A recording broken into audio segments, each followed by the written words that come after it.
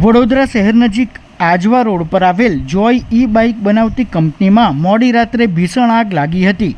આગનો call fire વિભાગને મળતા તાત્કાલિક 5 ફાયર સ્ટેશનની 10 ગાડીઓ દોડી ગઈ હતી। આગ કાબૂમાં આવે તે પહેલાં મટીરિયલ બળીને ખાક થઈ ગયું હતું। 3 શેડ ભડકે બળતા ધુમાડાના ગોટે ગોટા નીકળ્યા હતા। કંપનીમાં ડ્રાય બેટરીમાં ઓવરહીટિંગના કારણે આગ લાગી હોવાનું પ્રાથમિક તપાસમાં સામે આવ્યું છે।